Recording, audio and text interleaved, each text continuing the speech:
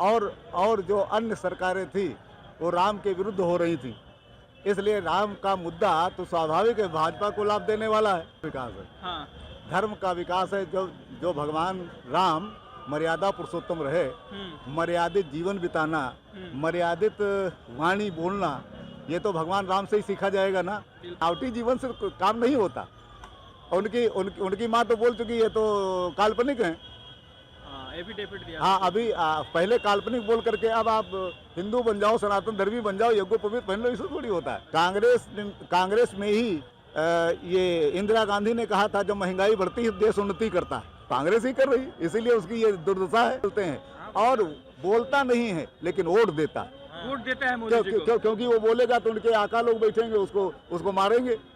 अब 370 हटाई, 370 खुद बोल। नमस्कार, मैं सुरजीत कुमार और आप देखना शुरू कर चुके हैं दोस्तों द लोकसभा। दोस्तों, गौरी शंकर आए हुए थे लोगों से पूछने कि आखिर जिस तरीके से एक नया गठबंधन बना था 28 दलों का पीएम मोदी को हराने के लिए, शायद वो गठबंधन टूटता नजर आ रहा। लेकिन उसके साथ साथ ये भी कहा जा रहा कि गठबंधन टूट जाने से कोई फर्क नहीं पड़ता, बेरोजगारी और महंगाई का मुद्दा हमेशा हावी रहा है चुनाव पर, वही हावी रहेगा। हम पूछेंगे जनता से कि आखिर किस मुद्दे पर चुनाव होना चाहिए। बीजेपी कहती है कि राम मंदिर बनवाया है तो वोट क्यों नहीं मांगेंगे। ऊपर से राहुल गांधी बोलते हैं कि बेरोजगारी और महंगाई है तो जनता वोट हमें देगी। अब जनता ही बताएगी कि वोट किसे देगी। क्या नाम है चाचा आपका? स्वामी पुरुषोत्तमानंद सरस्वती। इधर आ जाइए इससे। स्वामी पुरुषोत्तमानंद सरस्वती। सरस्वती जी, मेरा सवाल आपसे है कि कुछ लोग बोल रहे हैं कि राम मंदिर का चुनाव से क्या लेना देना। ये तो एक धर्म की बात है और चुनाव विकास के ऊपर होना चाहिए। तो मेरा सवाल ये है कि क्या मंदिर चुनाव का मुद्दा होगा? ये भी विकास नहीं है क्या? धर्म का विकास नहीं है क्या? धर्म का विकास, धर्म का विकास है। हाँ, धर्म का विकास है। जो भगवान राम मर्यादा पुरुषोत्तम रहे, मर्यादित जीवन बिताना, मर्यादित वाणी बोलना, ये तो भगवान राम से ही सीखा जाएगा ना। और जो अन्य सरकारें थी वो राम के विरुद्ध हो रही थी। इसलिए राम का मुद्दा तो स्वाभाविक है, भाजपा को लाभ देने वाला है। और जिसने बनाया है वो लाभ तो लेगा ही। कहा जा रहा है कि प्रधानमंत्री होने के नाते पूरे देश के पीएम है, तो किसी मंदिर के अनुष्ठान में जाना क्या जरूरी है? वो तो हिंदू मुस्लिम सिख ईसाई सबके लिए प्रधानमंत्री हैं, तो किसी एक धर्म में नहीं जाना चाहिए उनको? नहीं, एक तो उनके सभी धर्म अपने हैं ना। हाँ, सभी धर्म अपने हैं, तो इसमें अगर जा करके वो काम कर रहे हैं तो देखा ये जाता है कि जो प्रधानमंत्री है वो स्वयं किस धर्म का है। वो तो अपने धर्म को पालन करेगा ना। अपने धर्म को जो आचरता उसकी सज्जन करते चर्चा। अपने धर्म का जो आचरण करेगा उसकी सभी चर्चा करेंगे, सभी उसकी तारीफ करेंगे। और जो अपने धर्म का पालन ही नहीं करेगा तो उसको कोई नहीं मानता। आपने कहा कि विपक्ष धर्म को, राम को नहीं मानते, लेकिन राहुल गांधी बोलते हैं कि हम तो जनेऊधारी हिंदू हैं और मेरे दिल में भी राम बसते हैं, पूरे देश के दिल में राम बसते हैं। तो बीजेपी वालों का सिर्फ राम नहीं है, उनका कहना है। कोई भी जनेऊधारी हो, जनेऊ धारण करने से जनेऊधारी नहीं हो जाता। कैसे होता है सर फिर? जनेऊ का एक उपचार होता है। उपचार से जनेऊ यज्ञोपवीत किया जाता है। ऐसे नहीं यज्ञोपवीत ले लिया पहन लिया, कोई भी पहन ले, ऐसे थोड़ी होता है भाई। ये जो है संस्कार है। अच्छा। यज्ञोपवीत संस्कार है। पहले भी कभी पहना था क्या इन्होंने? पहले का तो पता नहीं, लेकिन अभी तो बताते हैं। अभी तो ऊपर कपड़े के ऊपर पहन करके घूम रहे हैं, जबकि जनेऊ कपड़े के ऊपर थोड़ी पहनना जाता। कोट के ऊपर दिखा था वीडियो में। तो फिर तो बनावटी जीवन से काम नहीं होता। उनकी माँ तो बोल चुकी है, तो काल्पनिक है। एफिडेविट दिया। हाँ, अभी पहले काल्पनिक बोल करके अब आप हिंदू बन जाओ, सनातन धर्मी बन जाओ, यज्ञोपवीत पहन लो, इससे थोड़ी होता है। अच्छा। बनावटी जीवन तो इसी को कहेंगे ना। तो बनावटी जीवन से नहीं होता, काम करने से होता है। तो क्या राम मंदिर के नाम पर जनता बीजेपी को या प्रधानमंत्री मोदी को वोट देगी? देखिए, राम मंदिर के नाम पर जो सनातन धर्मी है वो वोट तो देगा ही। भगवान राम को सभी मानते। अरे राम को मानने के लिए आप सनातन धर्मियों की क्या बात करेंगे? राम तो सबके मन में बसते हैं, सब राम को मानते हैं। लेकिन केवल वोट की राजनीति ने क्या किया, राम को ही अलग कर दिया। अच्छा। हाँ, तो वोट की राजनीति ने लोगों को बांट दिया है शायद। हाँ, बांट दिया, बिल्कुल बांट दिया भाई। कांग्रेस ने तो हिंदुओं को बांटने का काम किया, समाज को बांटने का ही काम किया। अच्छा। और आज हिंदुओं को एक करने का जो सरकार काम कर रही है, तो सरकार को बेनिफिट तो मिलेगा ही। चुनाव है सर आने वाले समय में, क्या आगे बेनिफिट मिलेगा? बिल्कुल मिलेगा।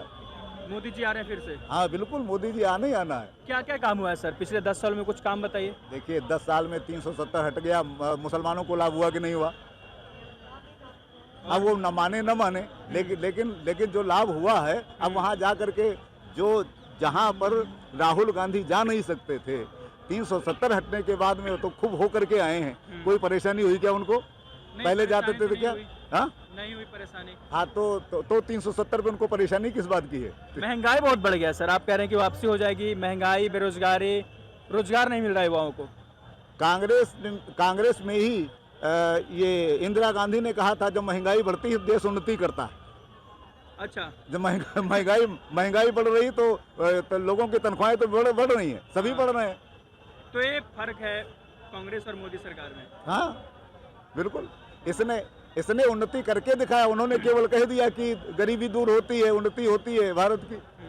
राहुल गांधी तो कहते हैं सर कि ये बांट रहे हैं लोगों को हिंदू मुस्लिम और जातीय समीकरण में बीजेपी वाले, और आप कह रहे हैं कि एकजुट हो रहा है नहीं तो उन्होंने क्या किया? उन्होंने तो यही किया है ना। जो किया बता देंगे। नहीं, बात ये है, जो बांटने का काम किया, जो जिसकी नीति रही है, नीयत खराब रही है, वो दूसरे को आरोपित करता है। उसने कौन सा गलत काम किया? देखिए, जो काम किया सबके लिए किया है। अगर अन्न बांटा, सबके लिए बांटा है। कोई ऐसा तो नहीं किसी एक के लिए बांटा है। कोई ये बता दे कि ऐसा कोई कार्य किया जो केवल हिंदुओं के लिए किया है, मुस्लिम के लिए नहीं किया, ईसाइयों के लिए नहीं किया, अमुक के लिए नहीं किया, ऐसा कोई बता दे भाई हमको। नहीं, ऐसा तो नहीं है कि किसी एक जाति धर्म के लिए किया हो, उस फिर के लिए किया। तो कहाँ बांटा उसने? नहीं बांटा, आपके हिसाब से नहीं बांटा? नहीं बांटा, बिल्कुल नहीं बांटा। आपको भी ये लगता है सर नहीं बांटा समाज को? नहीं बांटा, नहीं बांटा। एक हिंदू राष्ट्र की बात उठ रही है कि आने वाले समय में देश हिंदू राष्ट्र घोषित करना चाहिए, बन जाएगा?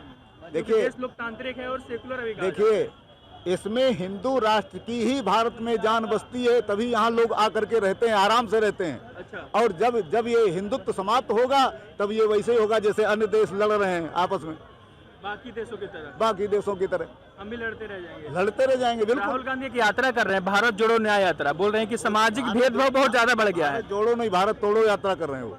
कैसे सर? भाई तोड़ने की, ये उनकी तोड़ने की ही राजनीति रही है। हमेशा से तो अभी कहाँ जोड़ देंगे? अच्छा, वो काम कहेंगे जोड़ना, वो काम करेंगे तोड़ने का। एक अलायंस बना था मोदी जी को हराने के लिए, इंडिया जो अलायंस। देवताओं को भी तोड़ने का काम करे, वो आदमी को क्या तो जोड़ेगा? कौन कर रहा है सर ऐसा काम? कांग्रेस कर रही अब कांग्रेस ही कर रही, इसीलिए उसकी ये दुर्दशा है। असमट के छोटे हाँ। पार्टी बन चुकी है। और क्या, ये बिल्कुल।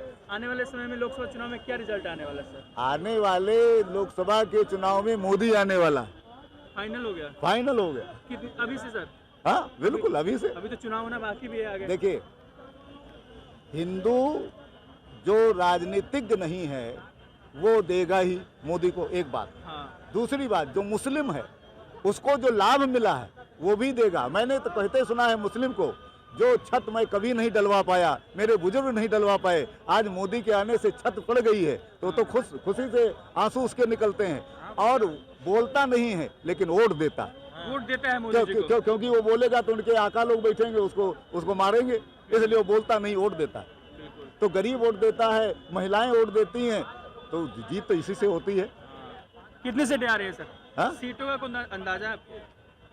अब 370 हटाई, 370 तो आनी ही। 370 खुद बोल भी रहे थे पार्लियामेंट में कि उससे बिल्कुल, ज्यादा ही आएगा। बिल्कुल 370 से। हाँ, 400 पार तो होने हैं।